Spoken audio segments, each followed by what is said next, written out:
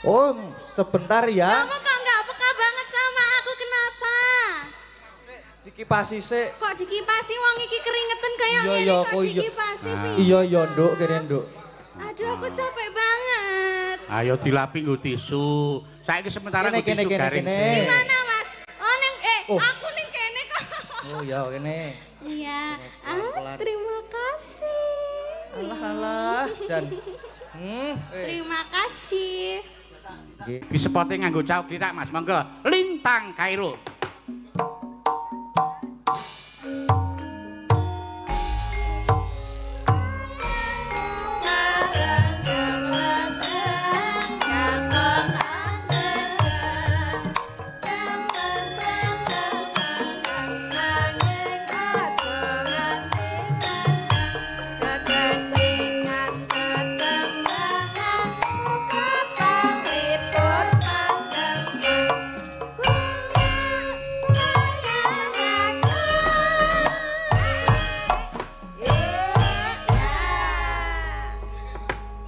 Nah.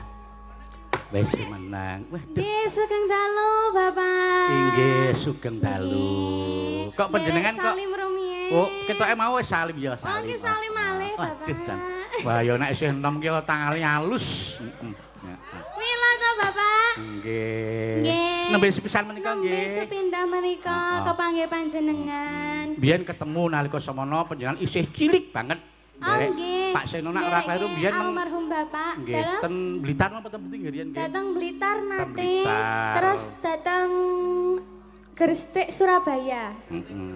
Panjenengan kok nek ngundang kula kok Bapak.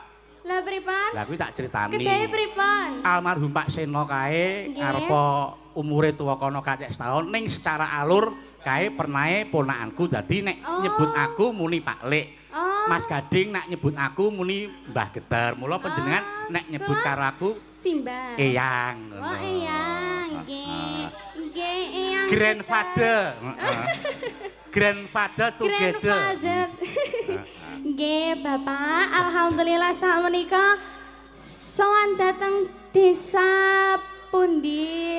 Desa Jaten nggih. Trimanunggal. Trimanu oh, Tri kuwi telu, manunggal ki Tiga. siji, telu-telune ngatunggal. oh, Telung desa dadi tiga telung desa jadi satu. satu.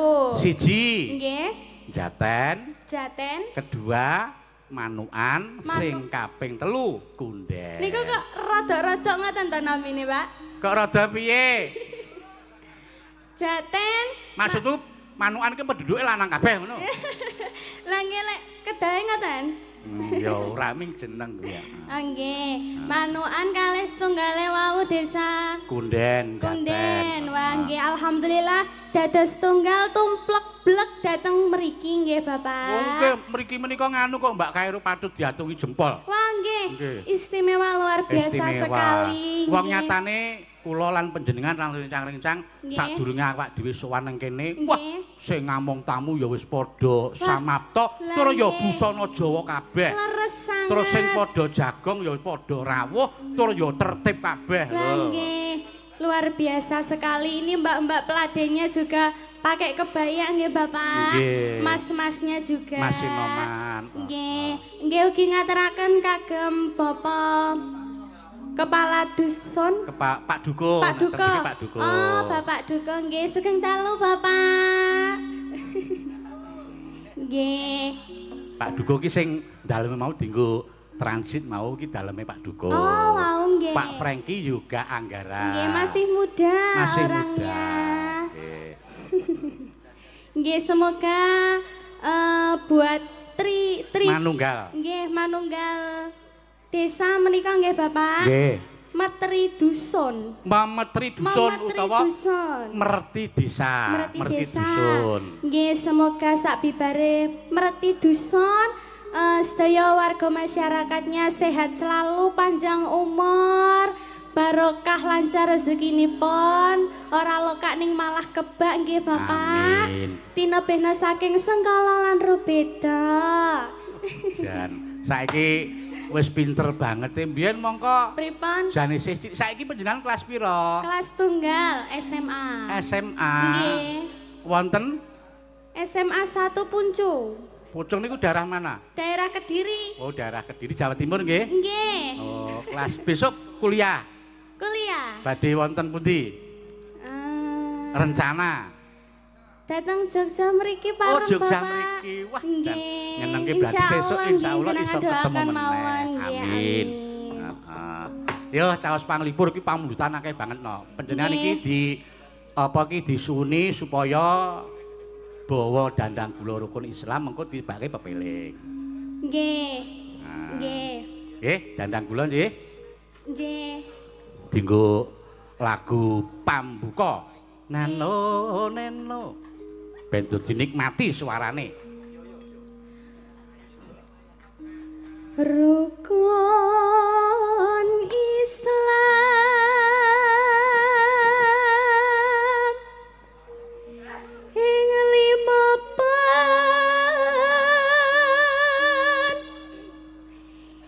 iki.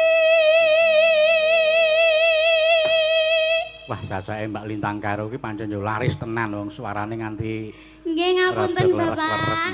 Ning panjenengan nganu kok tak adungi jempol. Saking senenge arep sowan ning Trimanunggal ki panjenengan le sowan mriki wae mruput esuk pun dugi mriki nggih. Sampun. Wah, nginep tengene Pak Jaroni wae nggih. Nggih wau pagi sampun dateng dalemipun Bapak Jaroni nggih laras. Jan nyenengke. Ayo nok lanjut nok. Katindakno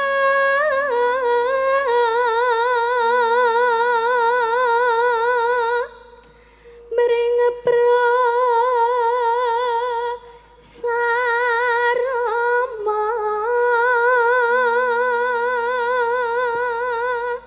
Neno. aja nganti ditinggalke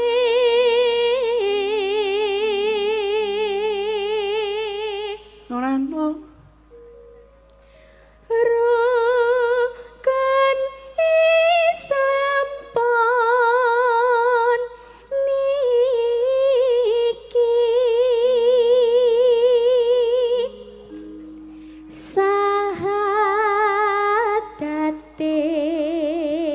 sahadate kang angka siji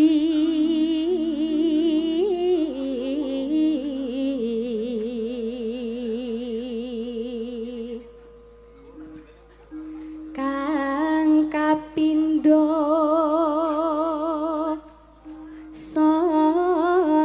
salat dene kang ketelu.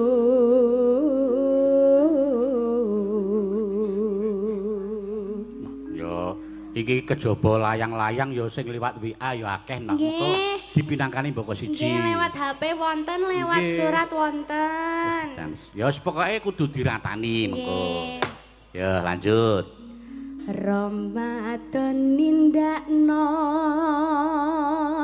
poso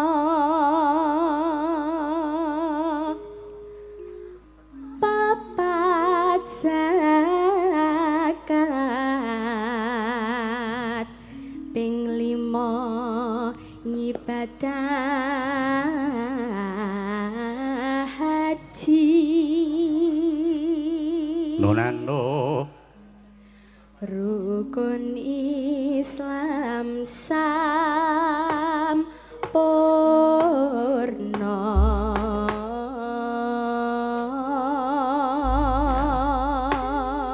Matur nuwun Mbak Lintang, iki sadurunge diaturake lelagon tak macake WA-ne saka pepundhenku, saka sapa seneng. Nggih. Saka panjenengane Pak Sabto Saroso ki anggota dewan iki mbiyen ya Lurah Sendang Sari kene. Wah, Ya. nggih. Iki WA nderek wungon mirsani wayang mugi tansah kalis ing rubeda ngantos tancep kayon benjang. Amin. Nderek tumut mangayu bagya kagem warga Jaten Kunden Manukan mugi tansah pinaringan kabejan lan kawilujengan ngapunten mboten saged nderek langsung mirsani nembe ngayahi jejiban negari. Nyuwun sinom nyamat kagem sedaya ingkang rawuh Pak Penewu, Mas Lurah lan sedaya kemawon saking Pak Sabto Saroso. Nggih, mangke dipun pinangkani monggo setunggal. Nggih. Monggo Mbak Lintang Kairo dilagokke pepiling monggo Mas.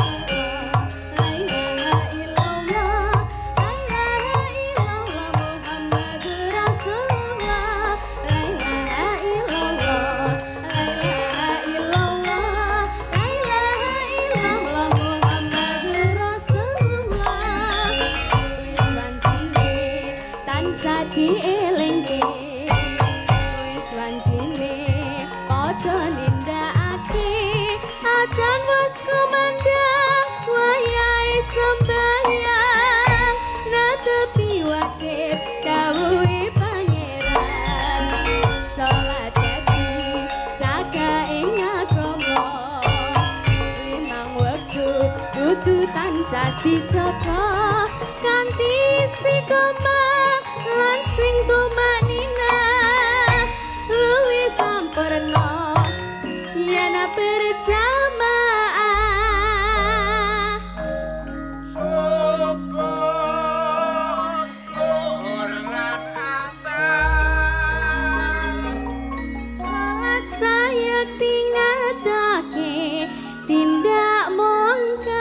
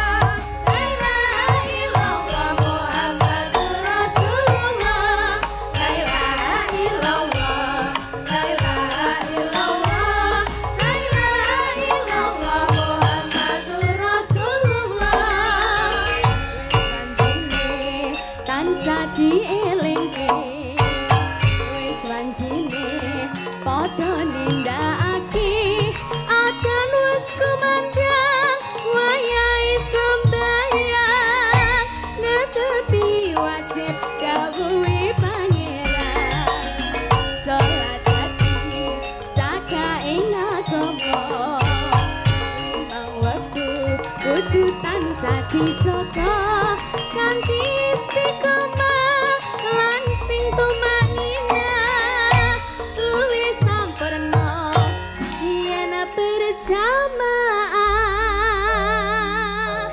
syukur luhur lan asar salat saya tingadake tindak mungkar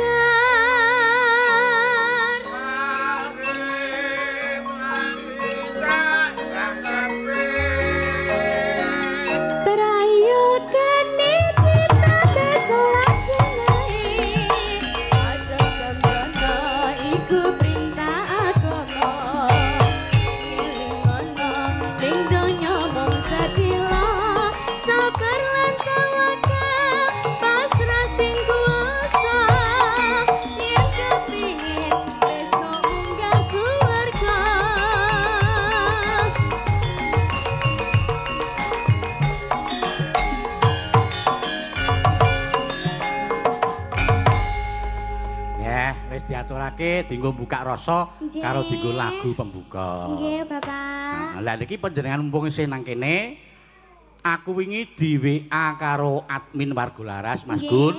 Nek panjenengan jare arep ngersake duet karo Mas Gading. Oh, nggih. Lagune Sampai Inte. Sampai Inte. Monggo lagu niki Mas Gading hafal napa mboten? Ah wingi wis WA karo aku mongso.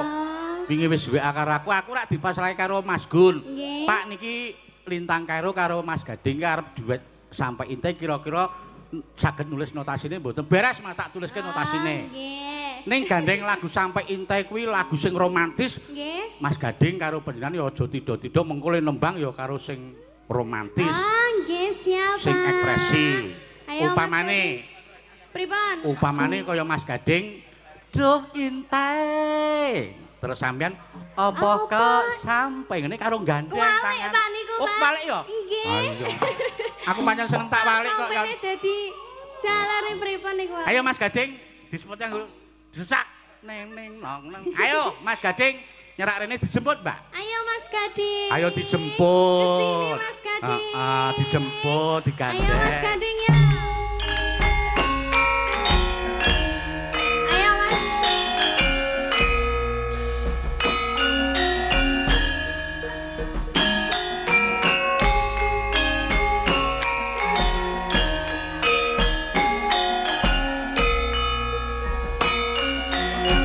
Joget Mas. Iya,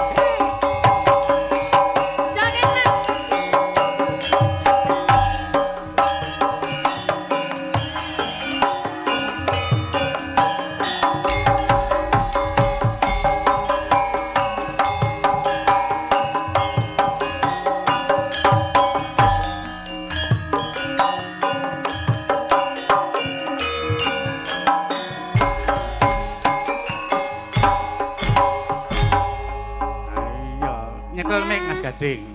Pokoke rasa isin-isin. Nggih, Mbak. Sapa ngerti pengedikane almarhum Bapak mbiyen numusi. Nggih. Biyen nalika samono panjenengan ya isih cilik, mbiyen ya melu. Mbak Lintang karo mbiyen ya melu. Sesuk nek ana rejaning jaman mbok menawa Lintang karo sesuk iso dadi judine anakku barang mbok menawa lho. Mula kok njaluk lagu Sampai Intai. Nggih. Kudu Mas Gading iso ngimbangi lagu Sampai Intai iki romantis lho. Ya, Nek dikit-dikit digandeng aja, tangane ya Mas. Nggih. manut. Heeh, lagunya Lah. dikit-dikit aja. Dikit-dikit kepiye? Ya maksudnya Aku ora nggak seneng usah- nek dikit-dikit. Lah, lah senenge piye? Ora apa-apa. Iki lagu Sampai Intai iki lagu Cina. Le omong-omongan nek iso ya cara Cina. Ya ora kok ya. Pokoke sing romantis. Wong lagu niki tentang katresnan. Nah, Apa kowe tresno aku terus Gading mangsuli donya akhirat tresno. Ya. Aku lali ya, Mbah. Ora wong wingi tak bantuin ya nanti. Oke. Nanti liriknya tak bantuin Mas Gading Nggih, nyanyi ya. nggih. wong kuwi nganti ana sing nyawer apa kuwi jenenge Mas Janu. Oh nggih niki wau. Kuwi Mbak dipendet, Mbak. Mbak Saking Lintang. saking Dibacakan. Ini untuk Ki Gading Pawukir Ah. dari Positif Fiber. Vibes. Apa? Oh vibes. Tapi tulisannya R. kok. Ana meneh kuwi Ini saka sudah. sapa? Lintang Kairo untuk Lintang Kairo dari yang sama. Ah, Ini terima kasih ya. Semoga sehat selalu, lancar rezekinya.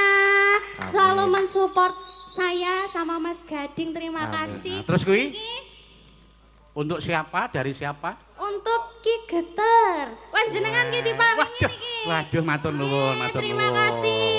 Wah, apa iki? Wah, duit karo kopi Niku, kapal api. nggih, Wah, kesane iki jenengan mboten ngantuk niku Au, seminggu. iki sing penting duitnya tak jukuk, kopine mongso borong. Tak ngono. Nyo, kopine nyo, nyo, Ini nyo. ada lagi Bapak. Heeh. Oh ya terima Nggih, kasih. kesehatan niki, Mbak. Bukakno Mas. Minta tolong. Sik, berapa? Wi untuk Ki Geter apa untuk Ki Gading kuwi? Heeh. Ya, Ayo didepke rono ben disut. pegang Mas. Ya. Oh, kualik Mas. Oh, ini. Semoga sukses dan rukun selalu Mas Gading, Mbak Lintang.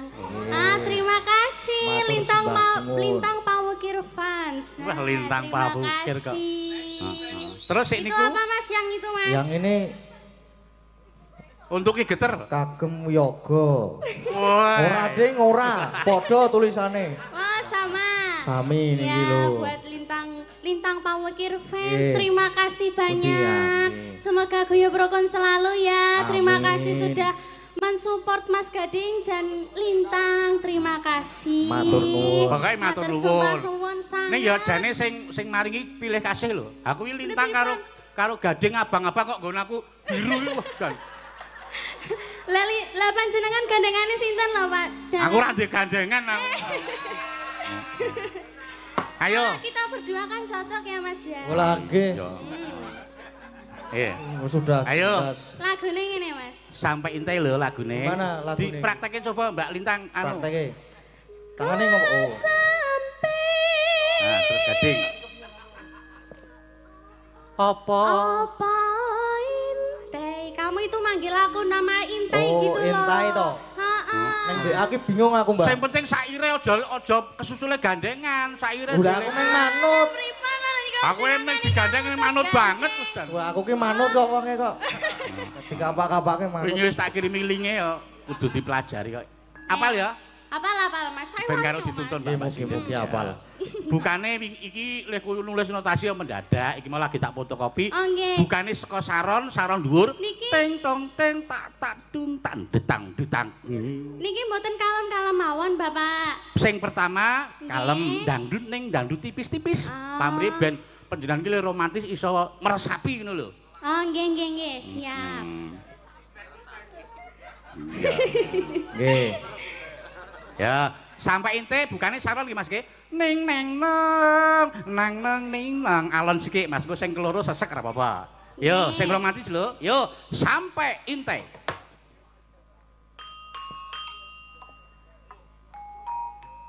Sik Mas, ini lho.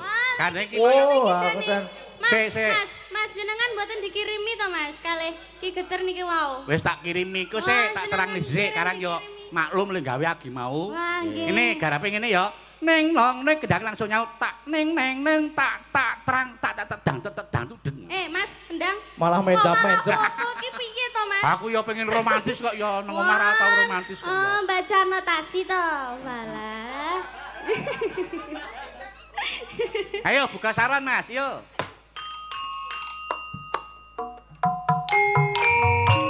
Hihi. Mas Gading. Dalem Dek Lintang. Mas Gading tahu nggak Apa? bedanya bintang sama lintang? Apa ya? Kalau bintang itu menyinari dunia. Oh. Kalau aku menyinari hatimu. Ayo Ya masuk. ampun.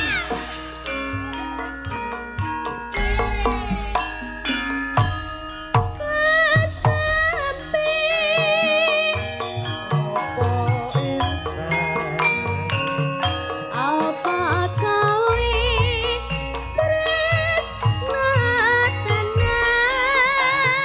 terima kasih. Yo intai. Ika sampai tresna kundo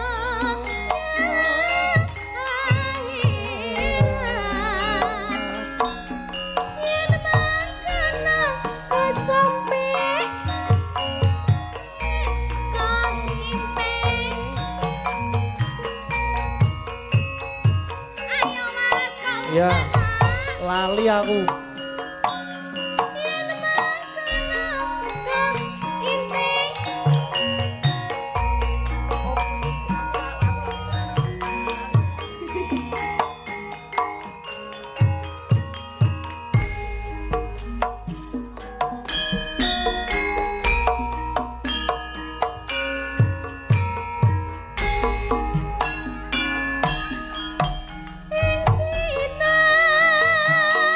Siji sanga loro wolu telu pitu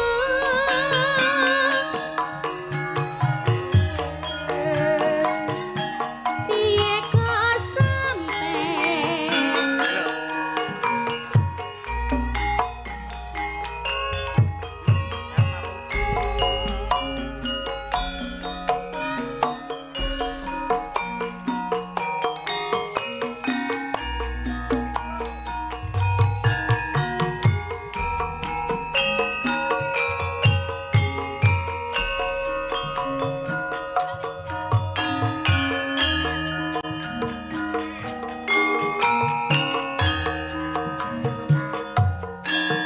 Yo masuk.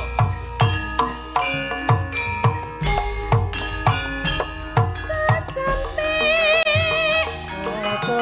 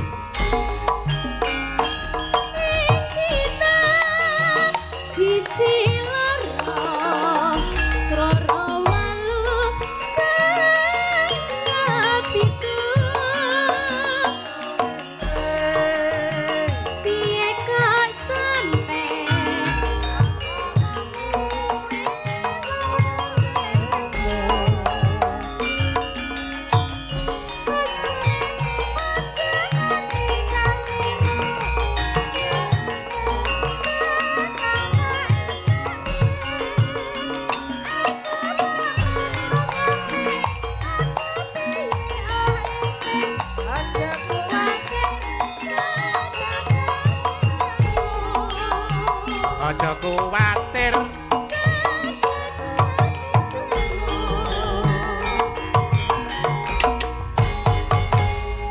Wis aku angkat tangan, Mbah. Mboten napa-napa, Mangke. Bapak. Ayo wingi Menika wis kan tak- dadak lagunya. Ayo wingi wis tak kirimi linge. Oh. Carane ajar ning omah buru Nggak apa-apa, mancing Mas kok malahan. Kedi. Lah mancing karo ajar. Iya, Nggak serapor apa-apa. golek iwak. Sesuk diapalke mergo iki nak panjenengan iso nyanyi karo Lintang karo jan pas banget ngene iki jane. Nggih. Heeh. Nggih.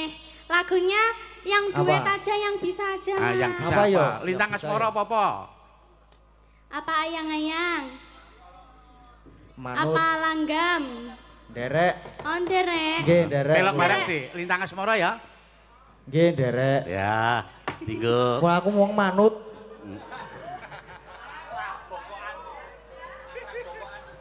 Yo. Angkat tangan aku, Mbah. Pun nggih, Mbah. Apa to, Mas? Pamit riyen. Lho. Apa? Kowe engko isih mayang bareng sih. Joding. Lah ya ki pripun to? Lah. Yo, Lintang Asmara ya. Nggih. Yo, monggo aja.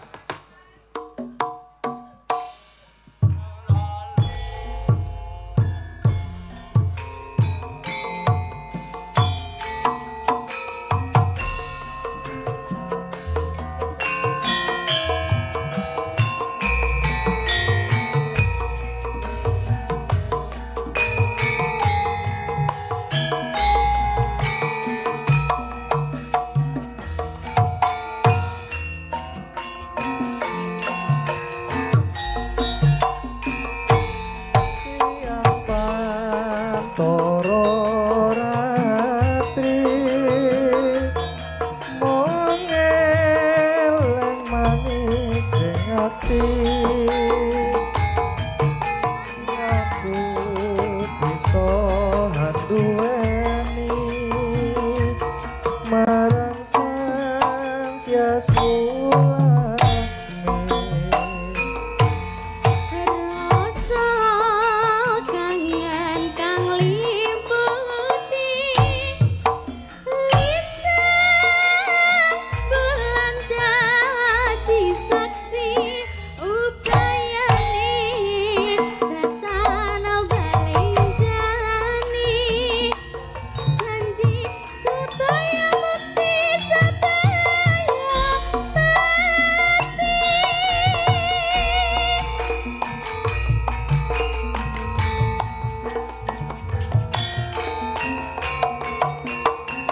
kaya Mas Gading ya. Ngayu tresna kinaraya tangga susatroneng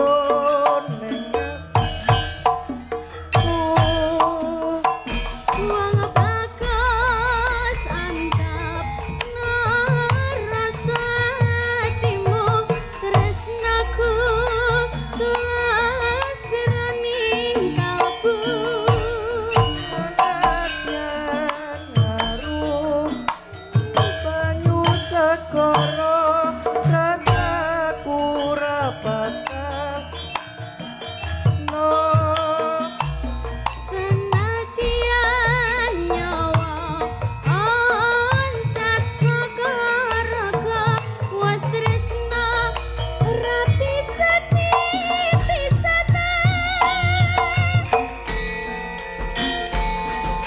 Yo senam yo senam.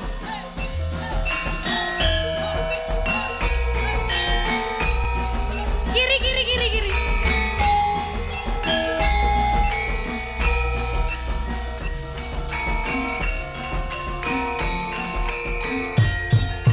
ayo Pantoro ratri mongeleng manis ing ati setia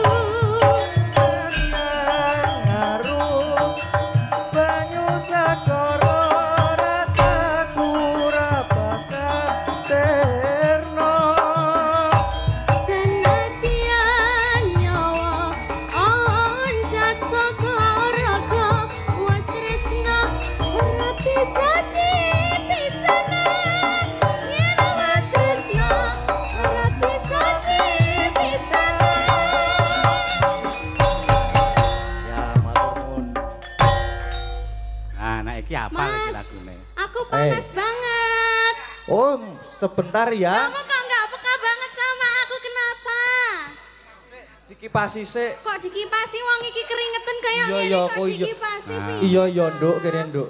Aduh, aku capek banget. Ayo dilapi nggo tisu. Saiki sementara Kene, nggo tisu kene, garing. kene. sik. Mana, Mas? Oh, Oh. aku ning kene kok. Oh, iya, kene. Iya. Pelan-pelan. Terima kasih. Alah, alah, Jan. Terima kasih. Nggih. Purun mboten, Mbah? Ora. Oke, pun. Mboten. Ayo, saiki sementara tisu garing sik. Esuk terus nganggo tisu basah genti. Ayo kemringet kok yo.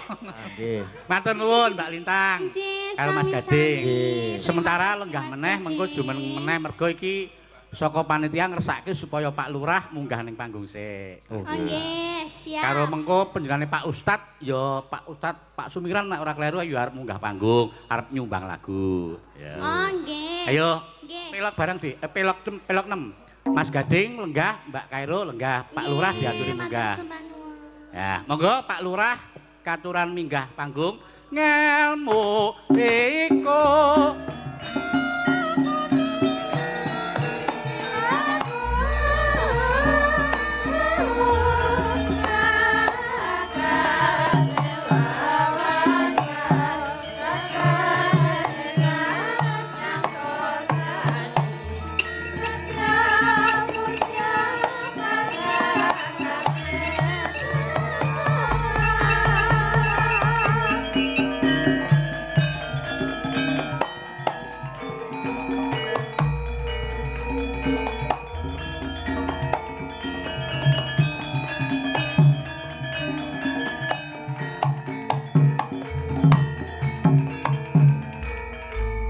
Wah, jan ora ngira jebul Pak Lurah ya isih timur ngono.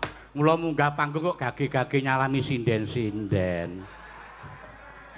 Wah, sugeng dalu, Pak. Sugeng dalu. Wah, jan ngono. Mbah Geter niki aja banget-banget ngono mara tuwaku iki. Lah pripun? Oh, wonten mara sepuhipun lenggah mriki. Wonten wingi dijaluk repot aku. Lah pripun? Ya mboten kok ya. Nek ming salaman iku lumrah mboten Lah, napa-napa. Maksudnya bar salaman niku kan rapati lumrah. Ya mboten, Pak. Sami sehat toh? Alhamdulillah pangestunipun, Pak Mas Lurah. Gading sehat, Mas. Sik semangat Mas pokoke Mas.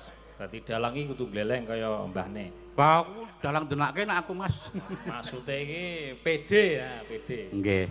Kanca-kanca warga laras mungkin iki pinarengan sehat. Nah iki pantesan apik banget tuh dalange wis pira iki. Ae. Terus ana dalang kerusuhan barang ora iki. Sinden-sindene ya senior ayu-ayu kabeh ning ra ana sing bagus. Ah nggih karang ya Piai Putri kok ya. Nggih. Paring pengendikan Pak, monggo Pak. Kita Nggih. sak kelimah rong kelimah.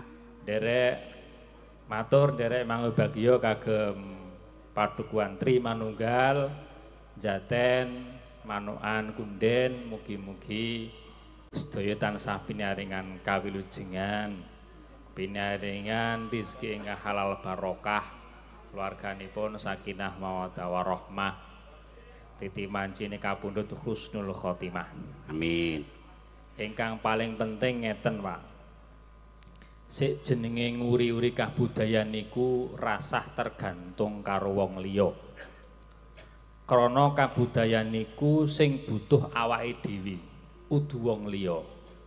Contone kaya merti dusun niku sik butuh awake dhewe, Pak. Ora wong liya. Dadi umpama ora ana bantuan ka pemerintah nek pancen niate merti dusun dadi. Niku, leres mboten Pak Dalang? Oh, Pak Dalang lagi buka WA. Mboten niki kula nembe di bisik-bisik Pak Duko. Nah, lajengipun nek ndandak ngenteni cecawene wong liya niku cara wong Jawa iku ora iso ngadeg saka sikile dhewe. Padahal di zaman sing modern iki dituntut awake dhewe niku iso ngadeg saka sikile dhewe. Nek ming tergantung karo wewehe wong liya utawa tergantung karo liyan niku awake dhewe ming dadi tuman dadi apa istilahnya? Ora iso omong karo sing sak nyate ana. Niki ling rangke kata piye aku ora dalang ya soalé. Wah ning panjenengan nyatane ya wasis racik ukara ngoten. Kira-kira ngoten menika. Dadi merti dusun niki wujud syukur awake dhewe. Ana sing muni wah kaya ora ana dasar Islam niku ming wong kurang turu. Nek ana wong ngoten niku mang undange kula tak adepane dhewe Pak rasah dikancani. Niku pancen le ngaji ora suwe paling ming buka ming sak kebet gitu. Nah, niki cara dalil. Nah, aku ya iso ngaji bareng kok untung wae. Niki dalil. La ing syakartum la azidannakum wa la ing kafartum inna adzabi lasyadid. Sapa wae sing gelem tansah syukur niku bakal ditambahi rezekine. Ning nek kufur ora gelem nyukuri nikmate niku siksane Gusti Allah luwih pedih. Niki maksude syukur niku ora diterangke syukur niku ming maca alhamdulillah tok mboten. Ning merti dusun niki wujud syukure wong Jawa. Lah niki sing kadang kala iki awake dhewe iki wong Jawa lali karo Jawane. Contoh sing paling akeh mulang anak luwih seneng bahasa Indonesia tinimbang basa Jawa. Krungu omong anake kok isin tinimbang basa Indonesia. Padahal nek cara kula Pak, sik bener anak niku ngukur wong tuwa ora apa-apa nalika cilik. Titi mangsane gedhe, anak niku wis mikir arep basa karo wong tuwa. Pramila kula ngajak sing di anak cilik-cilik le mulang bahasa Indonesia mengko. Saiki diulang basa Jawa. Soale napa nih basa Jawa niku sangat luar biasa. Suku katane kathah banget. Pramila wayang niki kula wau nggateke basane ya ana sing paham ana sing ora. Nah, pramila niki mengke nek awake dhewe iki basa Indonesia tok cilik, pramila niki dalang babar lakon niku ya mingkur keplok mergane ra paham. Niki. Dadi ngoten menika pun Pak Dalang rasah suwe-suwe tanggapane larang iki. Mboten ya kaya ngendikane panjenengan menika wong ya nggih. Tiga pedukuan iki ya artosipun iki sareng-sareng swadaya. Aku ya beres, aku wis nggo dompet kok mau tekan omah. Lah nggih. Ning dereng sah menawi Pak Lurah menika dereng nyumbang lagu utawa tembang. Nyumbang duit wae daripada nyumbang lagu to Pak Yoga. Niku nggih penting, langkung penting niku ya. Ning nembang ya penting. Nggih, nembang mawon le pidato sesuk nek. Lurah ning piyai sing budaya kok ya. Iya, alhamdulillah. Bae kula ya nggo batik niki ya mergane ya budaya, Pak. Ah, nggih. Iki batik cap G. G niku napa getar? Gratis. Oh, gratis. Gratis. Mas Wahyu apik batike pokoke. Wah, mengke teng Jawi, mengke jualan klambi ora apa-apa, pun. Ah kok terus tembunge pengendangku ki kagih kula mawon. Ning niku kari kuat napa mboten, Pak? Pripun? Nganggo klambine Kalenggan Lurah niki ora mesti kuat, Pak. Weh, mbok titenono kok nganggo sedina kok ora goyang ampuh. Elok tenan. Pancen Sendang Sari iki pancen luar biasa. Biyen lurahe sakderenge panjenengan ya Lurah Nom. Ning saiki pun almarhum ketoke enak mboten karo Mas Irfan nggih. Nggih, nalika Covid piyambakipun katimbalan. Nggih, wajan. Dasare ya piyai budaya panjenengan ya pinter nembang. Nyekar napa, Pak? Nembang napa? Kula isane rondo kempling, Pak. Mang milih arep njaluk pasangan sinten? Aku milih sing sepuh wae, Pak. Panjenengan ki Lurah Enom, bagus kok selerane tuwa. Ora masalah selera. Sepuh niku nyesepe saya ampuh. Bener ora? Arep ngopo? Kowe menang aku pokoke. Berarti sepuh ki sing dimaksud santene malah akeh ngono. Lah ki mbok maksud sepuh niku werna-werna, Pak. Cara ngeten. Ya ana sing seneng nom ki wonten. Ning nek cara kula awake dhewe wong nom iku dinturu sik sepuh. Soale ngopo? Sik sepuh kuwi wis urip luwih suwe. Cara ngamal luwih akeh. Iki golek berkah aku ceritane Pak Dalang. Nggih. Oke. Dalange nom niku barang jare. Iku berarti nek sing sepuh Bu Prastiwi berarti. Ayo Mas sing kenal karo bune ka aku soalé. Wah, ayo Bu Prastiwi. Aja semelang Bu Prastiwi. Pokoke tak Pak Lurah ki jembar-jembar mesti disawer pribadi mengko.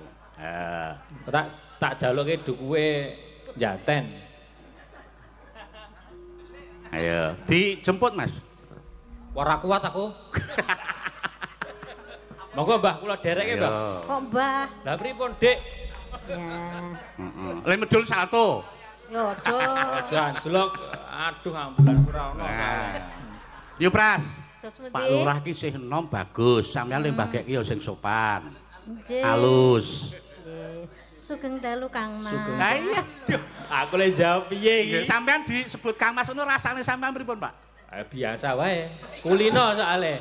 Pun mboten ngefek. Ayo ning efek piye? Lho mengke jenengan mendem nak njuk ngefek. Mboten. Mengke presani kula kados Dewi Persik. Waduh. Ayo kalah lawan iki aku. Ning ngunjuk alkohol. Sehat to, Bu? Alhamdulillah. Yuswa pinten? Kula Nggih. 17 tahun. Mugi-mugi panjang yuswa. Amin. Padang jembar kubure. Lah iya to nek ndongake sik apik. Ampun, ndongake ingkang sae-sae mawon. Lah nggih, ndonga panjang saged. yuswa. Nggih. Rezekine lancar. Nggih. Terus akeh tanggapane. Amin. Aja lali kare kula. Mboten, jenengan ya mesti ra gelem tenan nek karo aku. Lah ya ora gelem piye maksude? Awang nyatane Pak Lurah ya duwet ngersake Bupras ngono kok ya. Maksude nek tenanan nek ya mesti ra kersa. Ning panggung ya Pak Lurah. Tak dispo mengke tak dispo Jogobaya kae, Bu. Nggih sinten-sinten purun kula monggo. Nggih, Kok terus sapa-sapa gelem. Tanggung jawab nika. Kang pundi? Niku. Wah monggo tenang badhe ngersaken. Kados napa Pak duet rondo komplit. Nggih, rada keplik Iya. aku sene rada keplik. Ayo Yudi, Bincang tak lateni ajar lintune Pak Dalang. Nggih. Ayo di rondo komplit tak bukan minggu suling, Mas.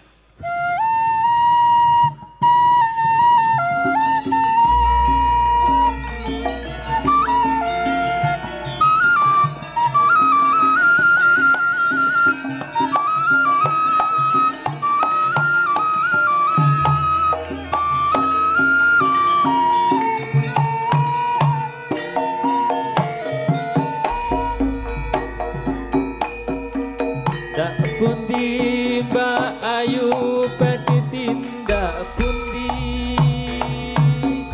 kadingaren tindak wae ora numpak taksi dewean apa ora wedi timbang nganggur monggo kula dereke Kelarasan Mas alias kebetulan Belajarne kathah rada kabotan Yen purun Mas enggal mencangi bakal ngomah mangke kula pijeti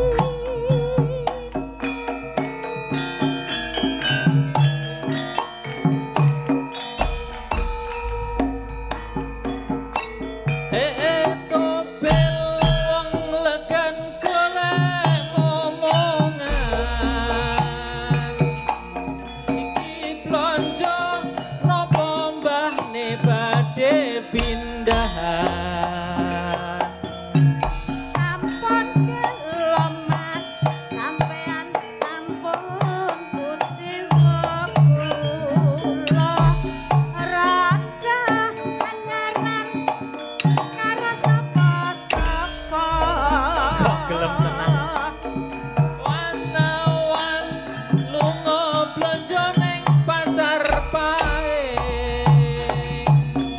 prawan rondo kanggoku ora patek penting Neng Semarang Mas atuku gelang apa anting-anting Jaso malang nyepen ronda dijamin kempes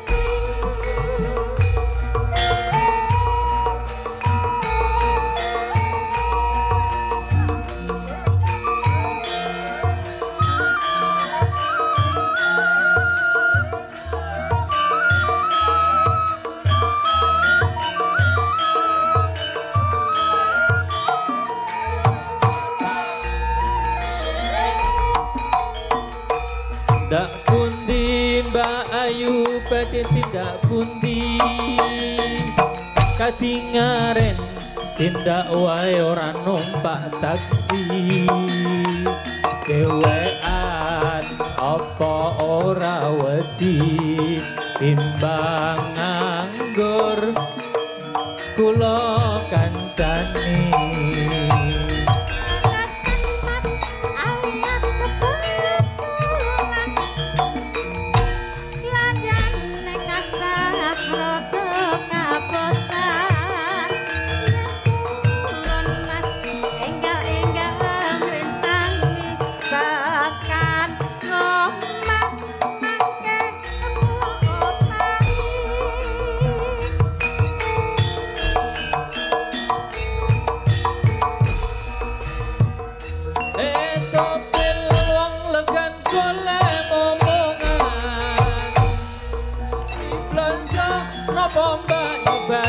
pindahan Ampun jelok mas, sampean ampun kucing wong kula rada anyaran karo sapa-sapa awan-awan lunga blonjo ning pasar paing rawan rondo kanggoku ora patek penting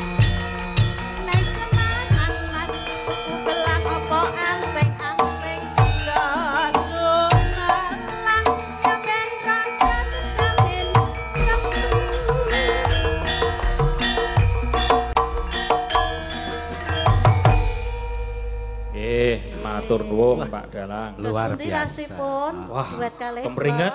Pemeringet. Nggih. Ampun kapok nggih. Cetha ning puskesmas iki nggih. Golek penetral racun. Jenengan pokok Jawane iki pokoke menyesal ngono wae. Ora. Mbok, mboten dereng kadaluwarsa niki, mung meh. Nggih. Dipresani pripun kedaluwarsa ora? Pun ketinggal. Tanggale niku najan to alit niku pun ketinggal. Nggih, ning tasih remen to? Wah, remen kula sing ketinggal-ketinggal niku nggih. Oh, nggih, mengke kula ketok, kula duduhke teng mburi niku. Oh, nggih, gampil nggih. Mas juga diwakili nggih? Nggih, sampun. Nggih. Pun niki. Ngoten Pak Dalang? Janjine mau yuk. Janjine dompetku Mas Sulis. Wah, iki Wah, nggih. jan. Pak Lurah ki suwe-suwe nganu kok sesuk iso madeg dadi bintang tamu kok. Amin. Wah, ojo Pak. Ojo Pak, ojo. Ngeten. Niku Dipacet amin lho sampean mau. Nyatane panjenengan yo menyampaikan visi misi yo Tak kena. jabut. Lucune yo oleh. Jadi ngeten, awake dhewe kudu sesuai dengan relnya masing-masing. Nggih pundi kula gawake napa? Wah iya, kok le. Ora oleh. Nah, ono relnya masing-masing. Pokoke jenengan ngopo ya Mas Wahyu? Pokoke angger duit aku abang. Nah, jadi Mas Dalang Pak Dalang pokoke wilayahe budaya. Nggih. Iki era dipangku ya budaya iki wis ambruk tenan. Nggih. Nggih, apa meneh jamane saiki kaya ngeten. Leres. Nggih, to. Saiki wong Jawa sing nganggo surjan kuwi rak ya do angel. Nggih. Wong kula wae miru ndak ndelok gambar soalé. Nggih. Kula tak teng ranah politik mawon. Lah nggih, dadi lurah. Bijang ngundang jenengan mlih mawon. Amin. Dikseseni Kyai Danyang, Nyai Danyang lho niki. Lah iya lek ngundang sesuk lho mbuh kapan? Wah, tiwasaku wis marem wis lega terus sesuk kapan? Taune dereng karuan dadine. Nek taune karuan, taune niku anggarane niku sik dereng karuan. Taune iki karuan. Bijang dintosi mawon. Nek mboten kendika terus Yupras lak kami tegengen niku lho nunggu. Nah niki kula nunggu lho, Pak. Anu go apa jenengan? Janji niku adalah utang. Aku padahal ora tau janji lho. Niku wau lho. Piye? Wah, iki ora iso digugu ya. Kok ora iso Mosok kon jelaske. Jelaske piye? Ah niku jero dompete niku lho. Oh. Ah, napa tak bukake? Sampeyan tak takoni sik. Ya. Jaluk sithik apa akeh? Manut kula niku. Ora sithik apa akeh? Oke. Nggih, oke gelem sithik gelem. Ora sithik apa akeh milih. Napane niku? Ayo pokoke sithik apa akeh? Nek duit oke. Oh, oke. Oke. Oke, kowe 2000-an. Oh, Lah iya to. Oke apa sithik? sithik abang. Sithik abang. Ya ono ra ya. Ternyata waktu wonge pinter tenan. Nggih. Kalah pengalaman aku. Igo nek piyai sepuh iki. Tak nek bukure kene nggarep ra? Jenengan ki lurah apa rentenir? Kok le pitung banget. Mengar ngonekke bang pecit lho. Pitung banget ya di 2000-an. Kok ketoke ngonek aku tipis sih didelok sik isine. Oh iya, walah. Buku rekening wae pira to? Oh, ming kertas. Lah ya rekeninge kertas iki. Wah. Yo, Nggih, matur nuwun nggih, Pak. Bu. Mugi-mugi berkah barokah. tumbas pembalut. Wis ora nganggo. Nggih gombal mawon. Wah, jan elok tenan. Iki menyampaikan visi misi ya apik, lucu ya oleh, saru ya gelem lurah. Oh, ora nek saru ki ora. Saru ora. Ora salah maksudnya. Nggih. Sing paling penting paling sehat mawon sedaya mawon. Nggih. Nggih, Mas putrane Pak Seno iku Nggih. kula selalu mengikuti lho, Pak. YouTube Pak Seno niku. Nggih. Nah, ning tak komentari iki rung kena. Lah pripun? Rung ngerti kula yen. Maksude pripun niku? Hah? Oh. Kowe kok ngono iki HP-ne jadul rene. Mungkin panjenengan dereng berteman karo YouTube. HP ku anyar, Pak. Nggo tuku HP jenengan oleh 3 niki. Wah iya. Tak kira Nokia. Senes to oh nggih syukur. Lurah kok Nokia ya saru. Loh, iki Oh, waduh. bojoku, ayu to. Kok wonten gambare bugil. Wah. Nggih. Yo prase senengane buka wadi. Ayo ora. Oh nggih. Oh iya. Ya wong tuwa ki ana kalane ngapusi barang. Nggih. Nggih, ana kalane ngapusi barang. Sing penting didongake mawon iki laris. Amin. Wis. Ning sing penting anggere racun iki rasa decret-decret apa-apa. Wah, mboten. Nggih. Kula nggo dhewe pokoke. Ah, nggih. Ngoten nggih. Nggih, matur nuwun Pak Lurah. Ampun nggih Pak Lurah. Nggih, matur nuwun nggih. Mugi Sehat bisa selalu. Nggih, amin. Sehat Matur selalu. nuwun. Wah, jan. Monggo iki mau ndek sapa ya mik. Elok tenan nggih, matur sembah nuwun.